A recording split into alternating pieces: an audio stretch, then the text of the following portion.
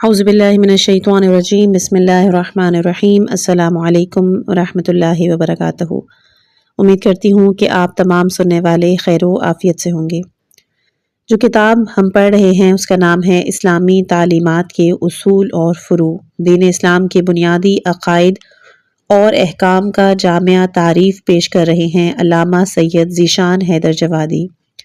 इस बुक की जितनी भी ऑडियोज़ आएंगी उसके लिए आप प्लेलिस्ट बनामे इस्लामी तालीमात के उसूल और फ़ुरू में जाकर मुलाहिज़ा कर सकते हैं। इंशाअल्लाह के इस किताब का आज हिस्सा नंबर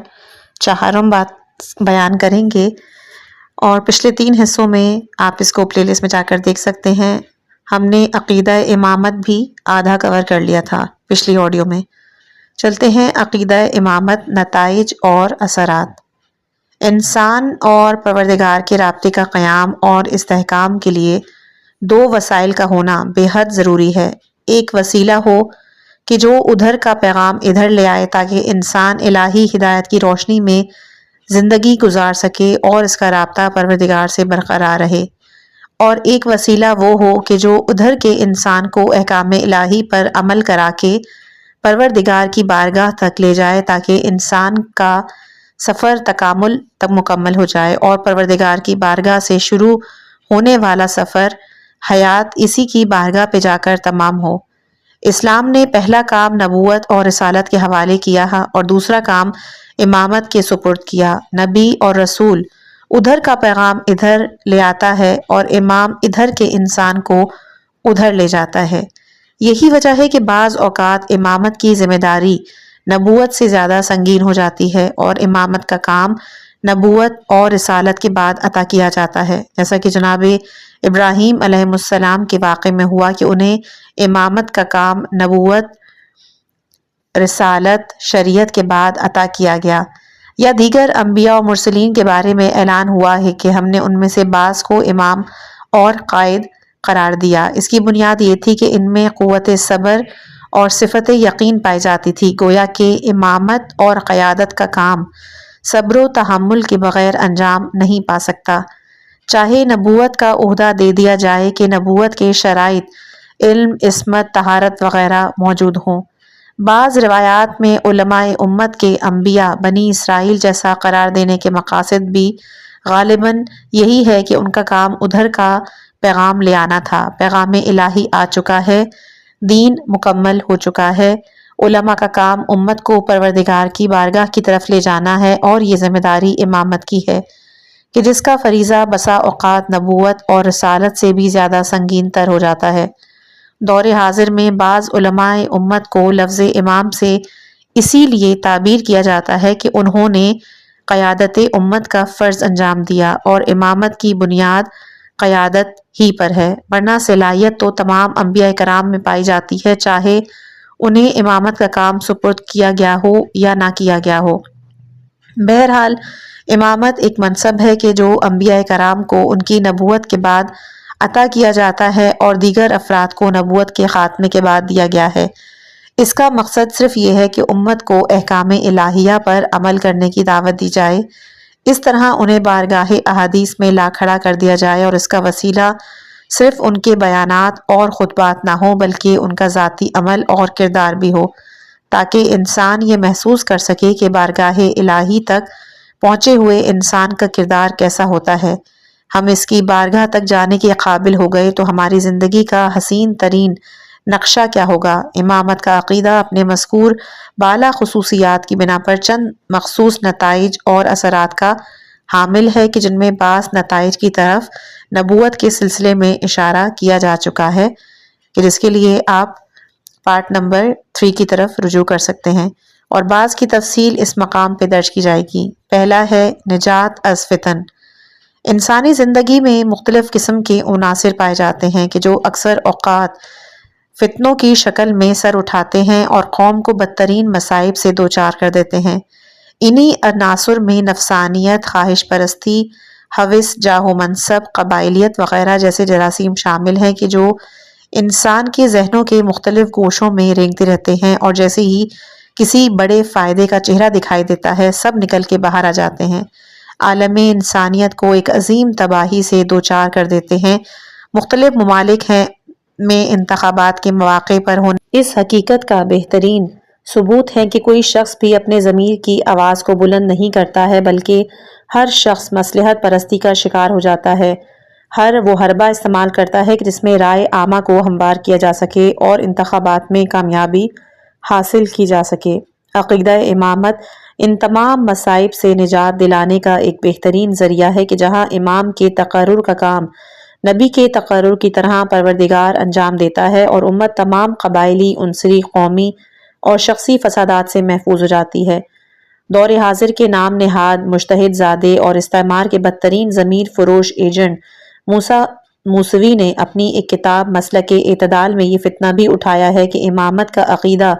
دور امیر المومنین علیہ السلام میں نہیں تھا اور بعد کے شیعوں نے پیدا کیا۔ اس جاہل مطلق کو دعوت ذوالعشیرہ کی بھی خبر نہیں کہ جہاں سے تاریخ اسلام شروع ہوئی اور جہاں پیغمبر اسلام نے حضرت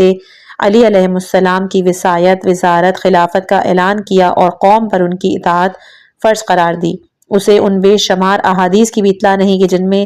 حضرت علی علیہ السلام، امام حسن علیہ السلام، امام حسین علیہ السلام کی امامت کا صریحی اعلان کیا گیا، انہیں قوم کے لیے قائد قرار دیا۔ اس استعماری ایجنٹ کا خیال یہ ہے کہ صدر اسلام میں حضرت علی علیہ السلام کی فضیلت اور اولیت کا عقیدہ تھا، ان کی امامت کا کوئی تصور نہیں۔ حالانکہ یہ بات بے شمار تاریخی شواہد کے خلاف ہونے کے علاوہ اس منطق کے بھی خلاف ہے کہ حضرت علی علیہ السلام کا یہ تصور افضلیت مطابق واقع تھا یا خلاف واقع۔ اگر مطابق واقع تھا تو اس واقعیت کی مخالفت کرنے والے افراد صحابہ کرام اور خلفائے راشدین نہیں تھے، بلکہ بارگاہ حق و صداقت کے مجرمین تھے کہ جنہیں اس جرم کی سزا دینی چاہیے تھی، نہ کہ انہیں امت کی قیادت کا شرف عطا ہو جانا چاہیے۔ اور اگر یہ تصور خلاف واقع تھا تو پھر یہی برتاؤ حضرت علی علیہ السلام کے ساتھ ہونا چاہیے تھا اور انہیں اس بے بنیاد تصور کی بنا پر ہمیشہ کے لیے خلافت سے محروم کر دینا چاہیے تھا، نہ یہ کہ انہیں چوتھا خلیفہ بنا دیا جائے۔ حقیقت امر تو یہ ہے کہ مذہب شیعہ اور قوم شیعہ کے درمیان تفرقہ پیدا کرنا ایک ایسی سازش ہے کہ جس کا مقصد ملت شیعہ کو بدنام کرنا بھی ہے کہ اس نے مسلک اہل بیت علیہ السلام سے انحراف کی روش اختیار کر لی اور اپنے لیے منافقین کی طرح ایک پناہ گاہ بھی تلاش کرنا ہے تاکہ تشیع کا لیبل لگا رہے اور اس طرح امت میں تفرقہ پیدا کرنے کا بہترین وسیلہ ہاتھ میں رہے۔ دور قدیم میں منافقین کا طریقہ کار بھی یہی تھا کہ وہ اسلام کی ایک ایسی تفسیر کرتے تھے کہ جس میں نفاق کی گنجائش رہے۔ حقیقی مخلص مسلمانوں کو بنیاد پرست، متعصب اور تفرقہ پرداز کہا کرتے تھے، ان کے ہوتے ہوئے کسی منافق کا نفاق کامیاب نہیں ہو سکتا تھا۔ دوسرا، اعتماد بر حکام۔ دنیا کی ساری حکومتوں میں ناکامی کا ایک بڑا راز یہ ہوتا ہے کہ عوام کو 100% حکام پر اعتماد نہیں ہوتا اور وہ بعض احکام کو بہرحال غلط تصور کرتے ہیں کہ جس کے نتیجے میں ان پر بادل نخواستہ عمل کرتے ہیں یا حتی الامکان عمل کرنے سے گریز کرتے ہیں۔ اسی طرح یہ نظام فیل ہو کے رہ جاتا ہے۔ عقیدہ امامت کا سب سے بڑا فائدہ یہ ہے کہ یہاں عوام کی نگاہ میں حاکم معصوم ہوتا ہے، اس کے جملہ احکام پروردگار کے احکام ہیں اور اس کی مشیت کے ترجمان ہوتے ہیں کہ جس کے بعد اس کی مخالفت پروردگار کی مخالفت ہوتی ہے اور اس سے بغاوت پروردگار سے بغاوت ہوتی ہے اور اس کے زیر اثر انسان نہایت ہی درجہ خضوع و خشوع سے عمل کرنے کے لیے تیار ہو جاتا ہے۔ اس کی بہترین مثال مسئلہ خمس ہے۔ عقیدہ امامت سے محروم افراد نے اس فریضے کو نظر انداز کیا، حالانکہ ان کے پاس اقتدار اور حکومت سب کچھ موجود تھا۔ عقیدہ امامت والوں نے اس فریضے کو آج تک زندہ رکھا ہے، جب تک حکومتوں نے مخالفت بھی کی ہے اور بظاہر مال کا نقصان بھی ہے، لیکن عقیدے کی راہ میں ان قربانیوں میں لذت کا احساس ہے، تکلیف کا احساس نہیں۔ تیسرا ہے اعتماد بر عدل۔ قرآن مجید نے حضرت ابراہیم علیہ السلام کی امامت کے ذیل میں واضح لفظوں میں اعلان کیا کہ امامت کا شرف ظالم افراد کو نہیں مل سکتا اور پروردگار کسی ظالم کو یہ عہدہ امامت نہیں دے سکتا، جس کا کھلا ہوا مطلب یہ ہے کہ عقیدہ امامت انسان میں یہ اعتماد پیدا کراتا ہے کہ امام کی زندگی میں کسی طرح کے بھی ظلم کا امکان نہیں اور اس کی زندگی سراپا عدل و انصاف ہے، جبکہ دیگر افراد اور حکام کے بارے میں بہرحال یہ امکان رہتا ہے کہ ان کی زندگی میں ظلم و ستم شامل ہو جائے گا اور اس طرح ان کے کردار کا اعتماد اٹھ جاتا ہے، اور کھلی ہوئی بات ہے کہ جس قدر حاکم کے عدل و انصاف پر اعتماد ہوگا اسی قدر عوام کے اندر عدل و انصاف کا جذبہ پیدا ہوگا اور وہ اپنے قائد کے کردار کو نمونہ عمل بنا سکیں گے۔ چوتھا ہے ضرورت ابتلا۔ انسان دنیا میں ہر چیز سے انس اور محبت پیدا کر سکتا ہے، مگر ابتلا اور آزمائش سے فطری طور پر گھبراتا ہے، اور ہر شخص کی داخلی خواہش یہی ہوتی ہے کہ اسے زندگی میں کسی آزمائش سے گزرنا نہ پڑے۔ اسے یہ معلوم ہے کہ یہ بات ناممکن ہے، اور وہ زندگی کہی جانے کے قابل نہیں کہ جس میں آزمائش نہ ہو۔ آزمائش ہی سے انسان کے کمال کے جوہر کھلتے ہیں، آزمائش ہی سے باکمال اور بے کمال کے درمیان امتیاز ہوتا ہے، لیکن اس کے باوجود آزمائش کے نام سے وحشت محسوس کرتا ہے اور اس طرح قوت عمل کمزور ہو جاتی ہے۔ لیکن عقیدہ امامت اس مسئلے کو بھی حل کر دیتا ہے، اور انسان جب قرآن مجید میں اس اعلان کو دیکھتا ہے کہ خلیل اللہ کو نبوت اور رسالت کے بعد بھی اس وقت تک امامت کا کام سپرد نہیں کیا گیا جب تک کہ ان کا امتحان نہیں لے لیا اور وہ امتحان محبت میں کامیاب نہیں ہو گئے، تو اسے یہ احساس ہوتا ہے کہ ابتلا، آزمائش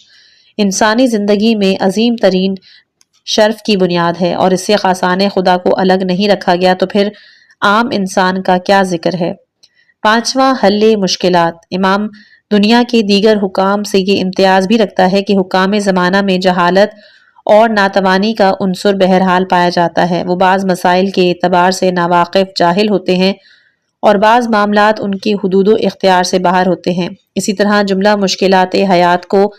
حل کرنے کے قابل نہیں ہوتے،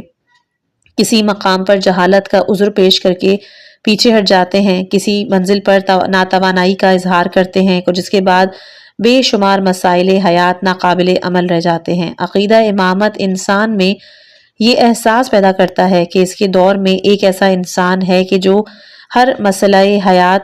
کو حل کر سکتا ہے، اسی طرح وہ ہر بڑے اقدام کے لیے آمادہ ہو جاتا ہے اور کسی منزل پر مایوسی کا شکار نہیں ہوتا۔ چھٹا ہے امکان تحقق نظام عدل۔ امامت میں عدالت اور عدم ظلم کی شرط کا پہلا فائدہ یہ ہے کہ امام کے قول و فعل پر مکمل اعتماد کے امکانات ہوتے ہیں۔ دوسرا فائدہ یہ کہ اس شرط کی بنیاد پر امام سے یہ امید کی جا سکتی ہے کہ وہ دنیا میں نظام عدل و انصاف قائم کر سکے گا، اس لیے کہ جس شخص کے قول یا عمل میں ادنا انحراف اور ناانصافی کا امکان ہوتا ہے، وہ ظلم و جور کے خلاف قیام کر کے عدل و انصاف کا نظام قائم نہیں کر سکتا۔ لیکن جس شخص کے عدل و انصاف کی ضمانت پروردگار نے لی ہو، اسی نے اسے امام بنایا ہو، اس سے 100% توقع کی جا سکتی ہے کہ وہ نظام عدل و انصاف قائم کرے گا، اسی لیے خود اس کے کردار میں کسی قسم کا ظلم یا انحراف نہیں ہے۔ واضح رہے کہ یہ بات صرف امامت اور قیادت کے عقیدے سے نہیں پیدا ہو سکتی، بلکہ اس کے لیے منصوص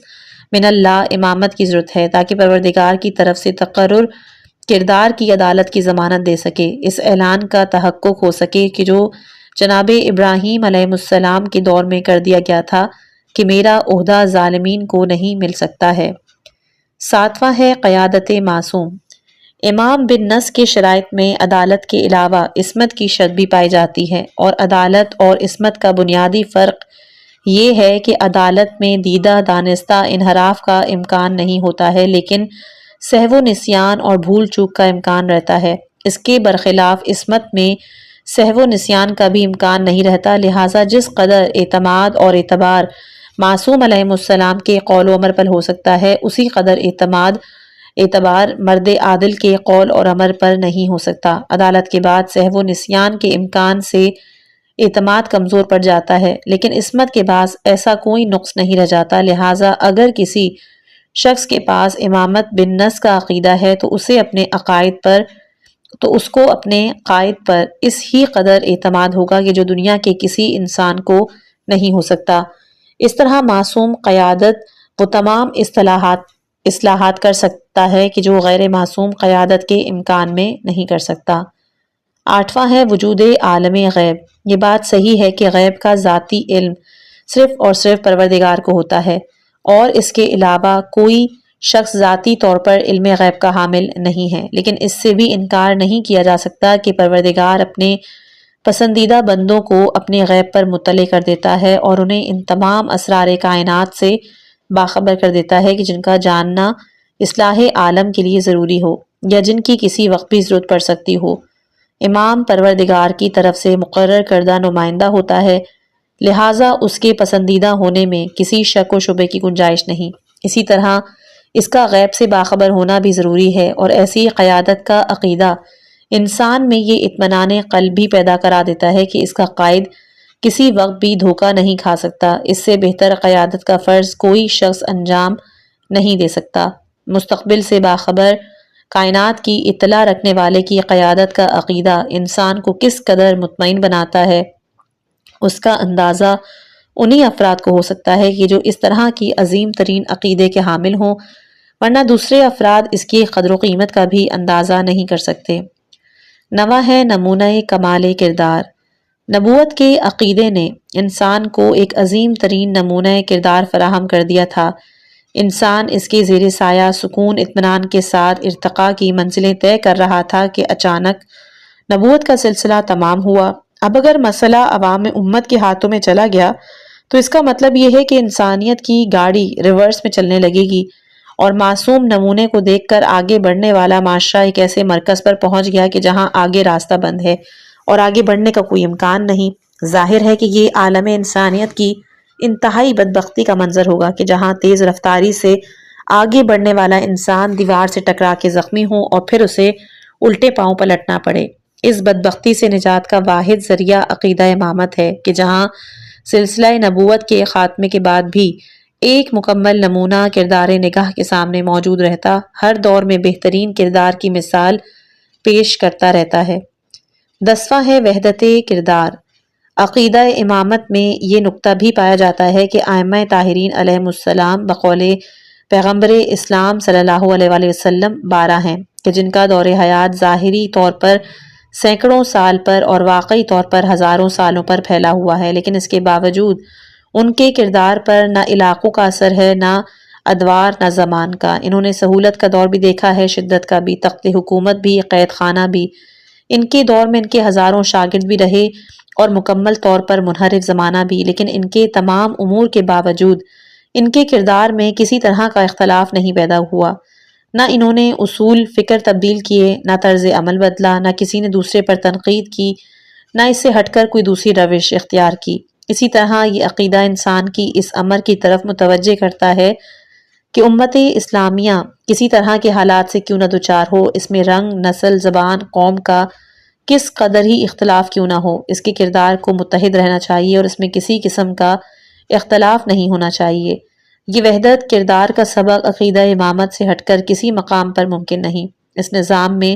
وحدت کا کیا تصور کیا جا سکتا ہے کہ جہاں اصول تقرر امام ہی متحد نہ ہوں، کہ جہاں ہر قائد کی ایک الگ الگ پالیسی ہے، نہ باپ کو بیٹے سے اتفاق، نہ بھائی کو بھائی سے، پہلا دوسرے کا ظالم ہے، دوسرا پہلے کو احمق کہہ رہا ہے، ایک کی نظر میں دوسرے کی خلافت فتنہ ہے، دوسرے کی نظر میں اس کی حکومت امت کے لیے درد اور ابتلا اور مصائب ہے۔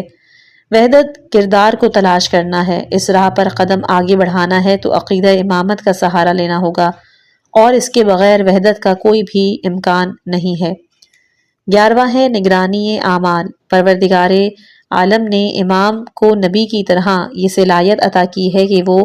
امت کے اعمال کا نگران ہوتا ہے۔ شرق اور غرب عالم میں کوئی بھی حادثہ رونما ہو، امام کی نظروں سے غائب نہیں ہوتا۔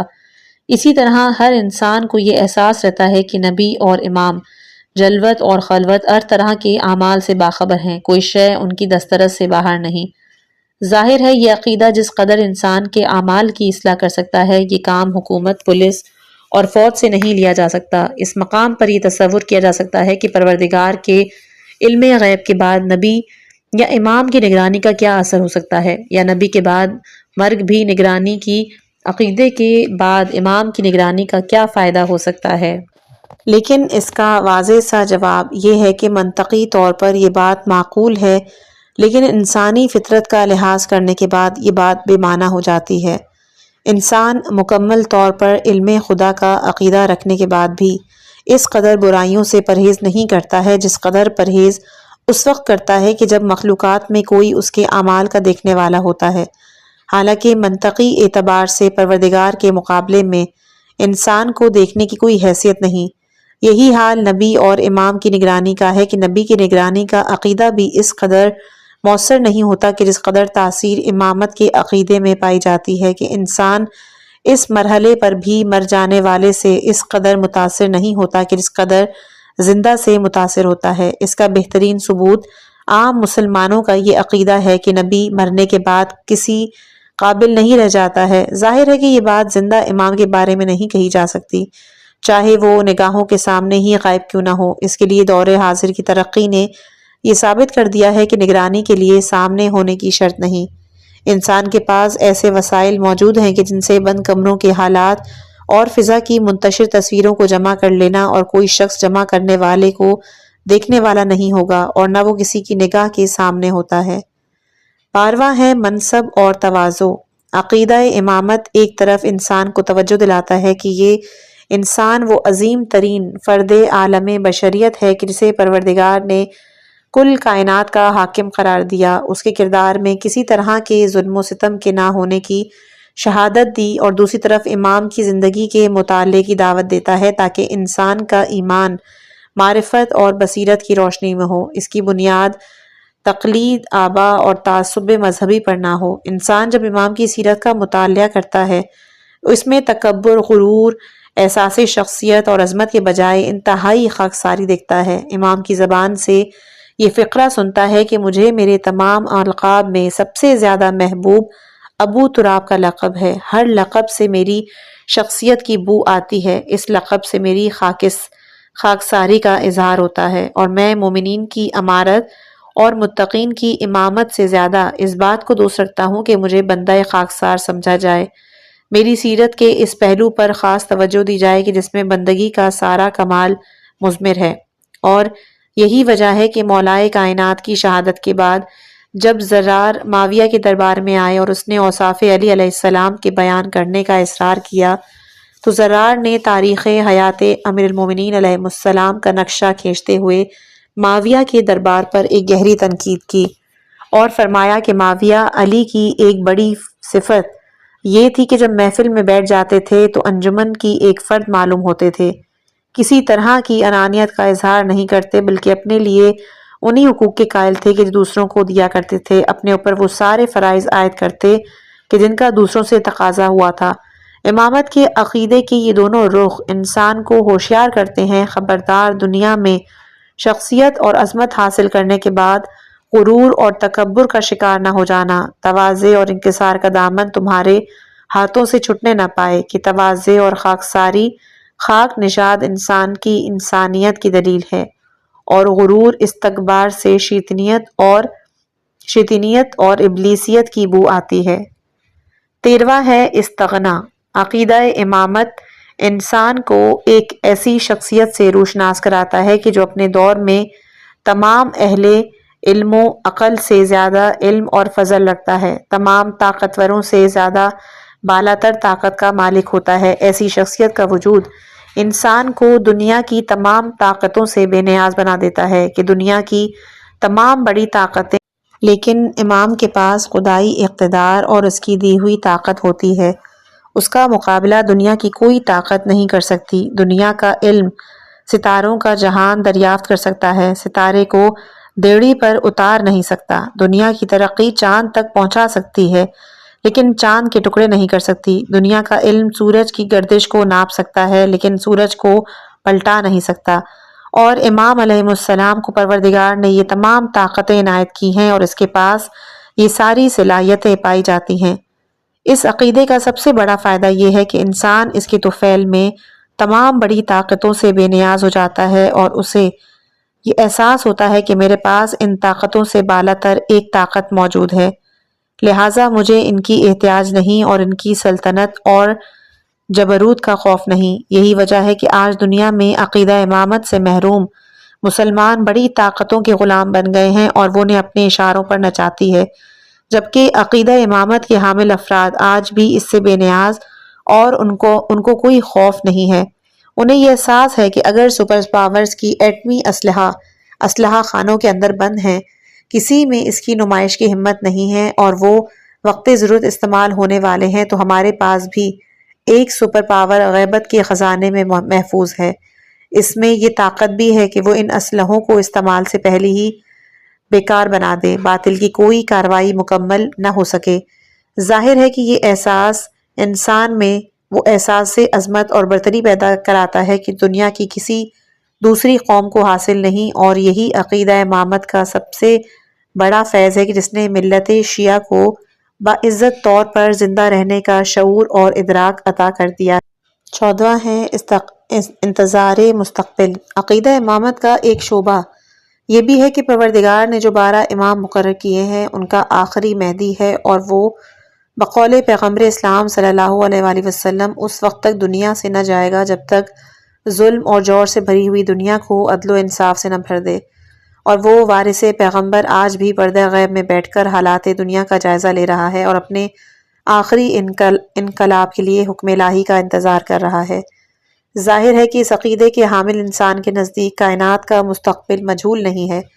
اور نہ صاحبان حل و عقد کے رحم و کرم سے وابستہ ہے۔ دنیا کا مستقبل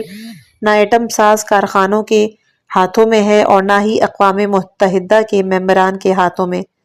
دنیا کا مستقبل ایک مہدی کے انقلاب سے وابستہ ہے، اور اس انقلاب کا نتیجہ عدل و انصاف کا قیام ہے، ظلم و جور کی تباہی اور بربادی ہے۔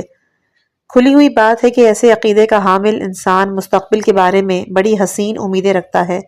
اور یہ امیدیں اوہام اور خیالات کی منزل میں نہیں بلکہ رسول صادق و امین کے اخبار کی روشنی میں قطعی اور یقینی ہیں۔ ایک مطالبہ یہ ہے کہ اس کی زندگی میں ظلم و جور شامل نہ ہونے پائے کہ وہ خود بھی آنے والے انقلاب کا نشانہ بن جائے اور اس کا مستقبل بھی فنا اور برباد ہو جائے۔ اسی طرح انسان کا ایک اور مطالبہ بھی بنتا ہے، وہ یہ کہ اسے اپنی امکان بھر اس دور کی زمین کو ہموار کرنا چاہیے تاکہ مستقبل میں قیام عدل و انصاف کی تحریک میں شامل ہو سکے، اس کا مد مقابل نہ شمار کر لیا جائے۔ ظاہر ہے کہ یہ احساس مستقبل ساز بھی ہے اور سکون بخش بھی ہے۔ رب کریم امت اسلامیہ کو اس عقیدے سے وابستہ ہونے کی توفیق عطا فرمائے، اور جو امت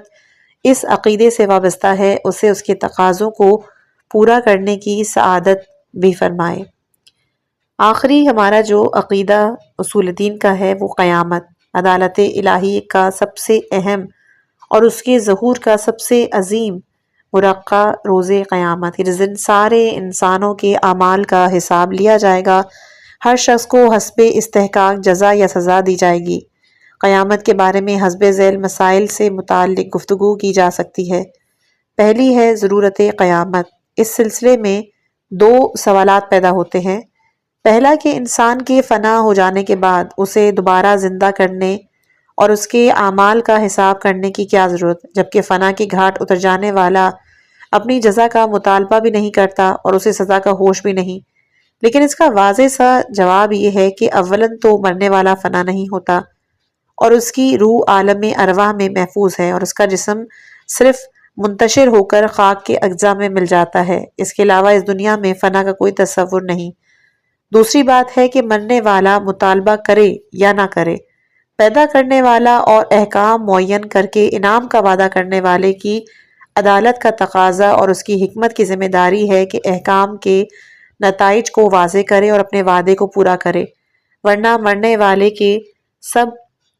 عدالت الہیہ کا عقیدہ بھی ساتھ ہی دفن ہو جائے گا، اور یہ بات غیر ممکن ہے۔ پروردگار نہ عدالت کے خلاف کوئی کام کرتا ہے اور نہ ہی اپنے وعدے سے بے وفائی، ورنہ انسان کی نظر میں یہ احتمال بھی پیدا ہو گیا تو ہر شخص عمل خیر کرنا ترک کر دے گا اور دنیا ظلم اور جور کی بھٹی میں تبدیل ہو جائے گی۔ دوسرا کہ اگر جزا اور سزا ضروری ہے اور اس سے عدالت الہیہ کا تحفظ ہو سکتا ہے تو اس کے لیے ایک مستقل دن یا زمانے کی کیا ضرورت ہے؟ ایسا کیوں نہیں کہ جس دنیا میں عمل ہو رہا ہے یہیں پہ جزا یا سزا بھی دے دی جائے؟ آخر دنیا کے دوسرے نظام کیا کرتے ہیں؟ ان کے امتحانات کے نتائج کہاں برآمد ہوتے ہیں؟ وہ جزا یا سزا کس طرح دیتے ہیں اور ان کا نظام عدالت کس طرح چلتا ہے؟ اسلام بھی اسی روش پر کیوں نہیں چلتا؟ اسے ایک مستقل وقت اور ساعت کی ضرورت کیوں ہے؟ اس کا جواب بھی بالکل ہی واضح ہے۔ اولاً تو دنیا کے دوسرے نظام صرف اعمال کا حساب کرتے ہیں اور اسلام آپ کی پوری زندگی کا حساب۔ نظام ہائے حیات نہ خالق ہے نہ مالک، انہیں نہ وجود کا حساب کرنے کا حق ہے نہ زندگی کا، وہ صرف اعمال کا معاوضہ دینا جانتے ہیں اور یہی کر بھی سکتے ہیں، اس سے زیادہ انہیں نہ مواخذہ کرنے کا حق ہے نہ معاوضے کی ضرورت، لیکن اسلام خالق کائنات کا مذہب ہے۔ اس کے قانون ساز نے کائنات کو پیدا کیا، اعمال کی طرح زندگی موت کا حساب لینے کا حق بھی اسے ہے، اور یہ حساب اس دنیا میں ممکن نہیں۔ لہٰذا ضروری ہے کہ حیات کے خاتمے کے بعد، امتحان کے ختم ہونے کے بعد حساب و کتاب شروع کی جائے، اور اس کے بعد جزا یا سزا کا فیصلہ کیا جائے۔ اس حکمت الہیہ کی بنا پر اسلام نے ایصال ثواب اور اعمال اجارے کا سلسلہ بھی جاری کیا، اور حساب روز قیامت ہی ہونا ہے، تو کیوں نہ رہ جانے والوں کو یہ موقع دے دیا جائے کہ وہ مر جانے والے کی نیکیوں میں اضافہ کر سکے یا اس کے مواخذے میں کمی کا انتظام کر سکے، بلکہ اس سے بالاتر یہ ہے کہ اگر دوسرے افراد کو نظر انداز بھی کر دیا جائے اور ان کے اعمال کو شمار نہ بھی کیا جائے، تو مرنے والے نے جو نتیجہ خیز اعمال انجام دیے ہیں کہ جن کا سلسلہ مرنے کے بعد بھی قائم رہتا ہے، کم سے کم انہی کا اجر شامل کر دیا جائے، ورنہ عمل کرنے والا خود اپنے نتیجہ عمل سے بھی محروم ہو کر رہ جائے گا۔ روایات میں انہی اعمال کے بارے میں کہا گیا ہے کہ ابن آدم کے مر جانے کے بعد بھی ان کے بعض خیرات کا سلسلہ جاری رہتا ہے۔ اس نے نیک اولاد چھوڑی یا کوئی خیراتی پروگرام بنایا یا کوئی نیکی کا ادارہ قائم کیا، تو اس کے نیک اثرات سے اسے محروم نہیں ہونا چاہیے۔ یہ اسی وقت ممکن ہے کہ جب جزا اور سزا کا وقت عمل کے وقت سے الگ ہو، ورنہ مرنے والا ان تمام پائیدار اور دائمی قسم کے اعمال کے اثرات سے محروم ہو جائے گا۔ اس طرح ہر شخص صرف وقتی کار خیر پر اکتفا کرے گا اور عالم انسانیت عظیم ترین اعمال خیر سے محروم رہ جائے گی۔ دوسری بات یہ بھی ہے کہ انسان کے اعمال کی بھی دو قسمیں ہیں۔ بعض اعمال بقید حیات انجام پاتے ہیں کہ جہاں عمل ختم عمل کرنے والا زندہ رہتا ہے، اور بعض اعمال اس سے زیادہ سنگین ہوتے ہیں کہ جہاں عمل کے خاتمے کے ساتھ عمل کرنے والے کا بھی خاتمہ ہو جاتا ہے۔ سوال یہ پیدا ہوتا ہے کہ اگر جزا اور سزا کو اسی دنیا تک محدود کر دیا جائے تو ایسے اعمال کا انجام کیا ہوگا؟ اتنے عظیم اعمال کی جزا اور سزا کا کیا حشر ہوگا؟ ایک معمولی جرم کرنے والے کو سزا دی جائے اور سنگین ترین جرم کرنے والے کو سزا نہ دی جائے، آبرو کے ذیل میں اجنبی عورت کو ہاتھ لگانے والے کو سزا دی جائے اور زندگی کے ذیل میں خودکشی کرنے والے کو کوئی سزا نہ دی جائے، اس لیے کہ اس نے موت کی پناہ حاصل کر لی ہے اور اس پناہ میں آ جانے والا ہر طرح کے خطرے سے محفوظ جاتا ہے۔ یہی حال کار خیر کا بھی ہے کہ فقیر کو 4 پیسے دے دینے والا انعام کا مستحق ہے، بزرگوں کو سلام کرنے والا جزا اور ثواب کا حقدار ہے۔ انسان کسی ڈوبنے والے کو بچاتے ہوئے اچانک غرق ہو جائے تو اس کا کوئی اجر نہ ہو جب تک کہ اس نے جان تک قربان کر دی، صرف اس لیے کہ اس کے اجر کا استحقاق موت نے ختم کر دیا۔ موت وہ جلاد ہے کہ جو صاحب حق کو اس کے حق سے بھی محروم کر دیتی ہے، بلکہ اس سے بالاتر خود شہید راہ خدا کے جس نے نظام اور مذہب کی خاطر اپنی جان تک قربان کر دی، ہر طرح کے اجر اور ثواب سے محروم ہو جائے گا۔ اس نے اپنی جان کیوں دے دی؟ اپنے کو موت کے خطرناک کنویں میں کیوں ڈالا؟ اسے اجر و ثواب کی ضرورت تھی تو تھوڑی دیر مقابلہ کر کے میدان سے فرار حاصل کر لیتا، ورنہ جان دے دی ہے تو اب اس کی سزا بھگتنا پڑے گی اور ہر طرح کے انعام سے محروم ہونا پڑے گا۔ ظاہر ہے کہ یہ بات خلاف حکمت اور عدالت بھی ہے اور خلاف عقل اور منطق بھی، لہٰذا ضرورت ہے کہ جزا اور سزا کے لیے ایک ایسا موقع معین کیا جائے کہ جہاں ہر طرح کے چھوٹے بڑے عمل کا حساب کیا جا سکے اور ہر شخص کو اس کے کیفیت قیامت۔ اس سلسلے میں بھی 2 طرح کے سوالات اٹھائے جاتے ہیں۔ پہلا، قیامت روحانی ہے یا جسمانی؟ دوسرا، جسم کا دوبارہ احیاء کس طرح ممکن ہے؟ روحانی قیامت سے مراد احساس لذت و الم ہے کہ جو اس دنیا میں بھی ممکن ہے اور مرنے کے بعد بھی امکان پذیر ہے، اس لیے کہ جسم کے منتشر ہو جانے کے بعد روح کی زندگی باقی رہتی ہے اور اسے لذت و الم کا احساس ہوتا رہتا ہے۔ کہا جاتا ہے کہ اسی لذت و الم کو قیامت کا نام کیوں نہ دے دیا جائے، اور اس کے لیے مردوں کو زندہ کرنے کی کیا ضرورت؟ لیکن اس سلسلے میں سوال یہ پیدا ہوتا ہے کہ قیامت کوئی حکیمانہ اور عادلانہ عمل ہے یا فقط ایک فلسفیانہ فکر؟ اگر اس کا تعلق فلسفیانہ فکر سے ہے تو پھر جزا سزا کے 1000 طریقے سوچے جا سکتے ہیں، لیکن اگر وہ کوئی عادلانہ طریقہ مجازات ہے تو اس کے لیے ضروری ہے کہ جس طرح کا عمل رہا اسی طرح کی جزا یا سزا دی جائے۔ انسانی اعمال کی بھی دو قسمیں ہیں، ایک فکری اعمال اور ایک جسمانی اعمال۔ فکری اعمال سے مراد وہ عقائد، وہ نظریات کہ جن کے حصول میں جسم کا دخل تو ہو سکتا ہے، اور یہ معلومات کان، آنکھ، دل و دماغ کے راستے انسان کی روح تک پہنچ سکتی ہیں، لیکن ان کا اصل مرکز روح ہے اور جسم سے کوئی تعلق نہیں۔ جسم کے اجزاء کاٹ کر پھینک بھی دیے جائیں تو عقیدے کا تجزیہ نہیں ہو سکتا۔ عقیدے کی دنیا روح کی دنیا ہے، لہٰذا اس کا اجر و ثواب روح کو دیا جا سکتا ہے، جسم کے اعمال سے اس کا کوئی تعلق نہیں۔ البتہ جسمانی اعمال سے مراد وہ اعمال ہیں کہ جو انسان تمام زندگی انجام دیتا رہتا ہے، ان کا بھی محرک اصلی اور مصدر قوت اور طاقت روحی ہے، لیکن اس کے باوجود ان کا وجود جسم کے بغیر ممکن نہیں۔ ظاہر ہے کہ اعمال بھی مرنے کے بعد انجام نہیں پا سکتے، ان کے انجام پانے کے لیے بھی روح کی امداد کی ضرورت ہے، لیکن اس کے باوجود انہی جسم کے اعمال میں شمار کیا جاتا ہے کہ جسم کا ادنا نقص بھی ان اعمال پہ اثر انداز ہو سکتا ہے۔ ہاتھ کے کٹ جانے کے بعد وضو ناقص ہو جاتا ہے، اعضائے سجدہ میں کمی واقع ہو جاتی ہے، پیر کے کٹنے کے بعد انسان جہاد سے معذور ہو جاتا ہے، حج بیت اللہ کے بہت سے ارکان کما حقہ ادا نہیں ہو سکتے۔ لہٰذا ان اعمال کو فکری اعمال پر قیاس نہیں کیا جا سکتا اور ضرورت ہے کہ دونوں کی جزا اور سزا کا الگ الگ انتظام کیا جائے، دونوں کا الگ الگ طریقہ کار ہو۔ اسلام نے اس کا ایک حل یہ نکالا کہ روح کی ذاتی اعمال کی جزا اور سزا مرنے کے بعد اور قیامت سے پہلے عالم برزخ میں دے دی جائے۔ اس طرح ایک طویل عرصے تک اپنے بہترین عقائد سے روحانی کیف حاصل کرتا رہے یا بدترین نظریات سے روحانی اذیت کا شکار رہے۔ یہ اس لیے بھی غلط نہیں کہ عقیدے کے بارے میں دوسرے کے عقائد سے مدد بھی نہیں لی جا سکتی، نہ عقیدے کا کوئی ایسا سلسلہ ہے کہ مرنے کے بعد تک جاری رہے اور اس کے معاوضے کا شامل کرنا بھی ضروری ہو، لیکن جسم کے اعمال کی نوعیت اس سے مختلف ہے، لہٰذا اس کی جزا کے لیے قیامت کا انتظار کیا جائے اور قیامت میں انسان کو اسی طرح جسم اور روح کے ساتھ اٹھایا جائے تاکہ جس طرح مشترکہ طور پر عمل کیا ہے اسی طرح مشترکہ طور پر جزا یا سزا کا مقابلہ کیا جائے۔ نہ روح کو یہ فریاد کرنے کا موقع ملے کہ عمل کی منزل میں ہم مکمل طور پر امداد ملی اور انعام کی منزل میں ہمیں یکسر محروم کر دیا، اور نہ ہی جسم کو یہ کہنا پڑے کہ موقع ملے کہ عمل کی منزل میں سارا کام مجھ سے لیا گیا، جزا کی منزل میں سارا انعام روح کو دیا۔ دونوں جزا میں بھی مشترک ہیں اور سزا میں بھی، اور یہ بات روز قیامت کے بغیر ممکن نہیں ہے، اس لیے کہ عالم برزخ میں دونوں جدا ہو جاتے ہیں، روح اپنے عالم میں محفوظ ہو جاتی ہے اور جسم بظاہر فنا ہو جاتا ہے، اس طرح مکمل حساب کا امکان نہیں رہ جاتا۔ کیفیت احیاء۔ دوسرا سوال یہ ہے کہ منتشر جسم کو دوبارہ کس طرح زندہ کیا جا سکتا ہے؟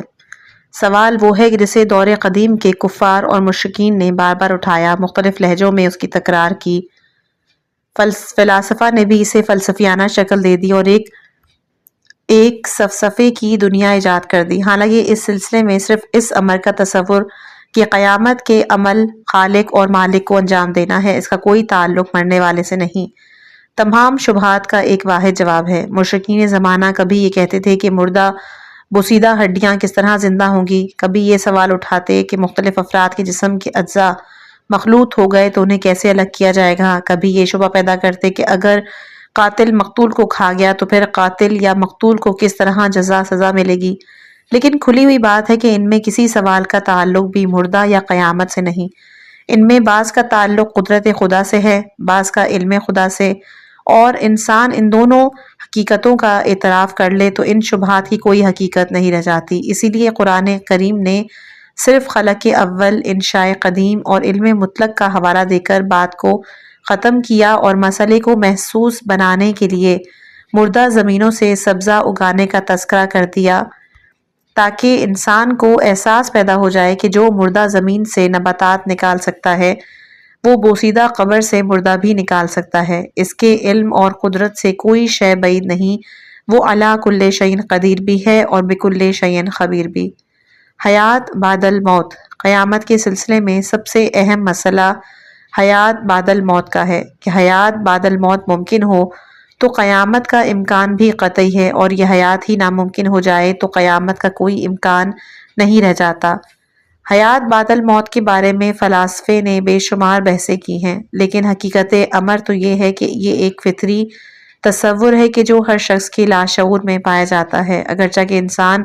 مصلحتوں کی بنا پر اس حقیقت سے انکار کر دیتا ہے۔ دنیا میں نام پیدا کرنے کے لیے جان دے دینا، جنازے پر پھول چڑھانا، مرنے والے کو مختلف اعزازات سے نوازنا اس بات کی علامت ہے کہ ہر شخص کے ذہن میں مرنے کے بعد ایک زندگی کا تصور پایا جاتا ہے، ورنہ جان دے دینے والے مجاہد کو دیوانہ کہا جاتا، اعزازات نہیں دیے جاتے، پھول نہ چڑھائے جاتے۔ دنیا کی مختلف اقوام کا جائزہ لیا جائے تو اس سے بھی یہ اندازہ ہوتا ہے کہ ہر قوم میں اس قسم کا ایک تصور موجود تھا کہ جو کسی مذہب کی عطا نہیں بلکہ انسان کی فطرت کی دین ہے۔ جزیرہ قیچی میں 40 سال کی عمر میں انسان کو ساز و سامان کے ساتھ دفن کر دیا جاتا تھا کہ زندگی کی توانائیوں کے ساتھ دوسرے عالم میں عیش و عشرت کے ساتھ زندگی گزارے۔ کانگو میں رئیس کے ساتھ 12 لڑکیاں دفن کی جاتی تھیں تاکہ مرنے کے بعد بھی اپنی زندگی سکون سے گزار سکے۔ میکسک میں کاہن وغیرہ ساتھ جاتے تھے تاکہ اس عالم میں بھی کام آ سکے،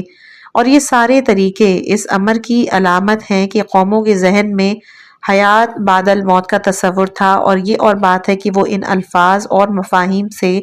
آشنا نہیں تھے، لہٰذا اسے عقیدے کی شکل میں تسلیم نہیں کرتے تھے، بلکہ صرف ایک لاشعوری احساس تھا کہ جس سے دامن کش نہیں ہو سکتے۔ فطری شعور کے علاوہ عقلی اعتبار سے بھی حیات بعد الموت کا عقیدہ اصلاح انسانیت کے لیے بے حد ضروری ہے، ورنہ ہر ظالم اور قاتل آخر میں خودکشی کر کے ہر طرح کی سزا سے محفوظ ہو جائے گا اور جرائم کا سلسلہ لامتناہی ہی ہو جائے گا۔ مذہبی اعتبار سے یہ عقیدہ انسان میں ایک نیا جذبہ بیدار کرتا ہے۔ اس عقیدے کو نظر انداز کر دیا جائے تو پھر انسان میدان جہاد میں اس وقت تک ثبات قدم کا مظاہرہ کرے گا کہ جب تک زندگی محفوظ رہے، ورنہ زندگی خطرے میں پڑ جانے کا تو کوئی بھی شخص میدان میں ثابت قدم نہیں رہے گا، اس طرح جان چلی جائے گی اور کوئی فائدہ نہیں ہوگا۔ لیکن حیات بعد الموت کے عقیدے کو اگر شامل کر لیا جائے تو انسان کو یہ اطمینان رہتا ہے کہ زندہ رہ گیا تو بھی فاتح اور مر جائے تب بھی کوئی نقصان نہیں ہوا، بلکہ حیات بعد الموت میں انعامات سے بہرہ ہو جائے گا۔ میدان خندق میں عمرو بن عبدود نے لشکر اسلام کو یہی نکتہ یاد دلایا تھا کہ تمہارے عقیدے میں تو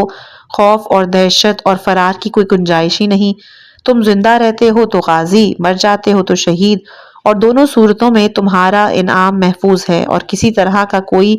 خسارہ نہیں ہوتا، لہٰذا حیات بعد الموت کے مسئلے کو طے کرنے کے لیے موت کی حقیقت کا ادراک کرنا بھی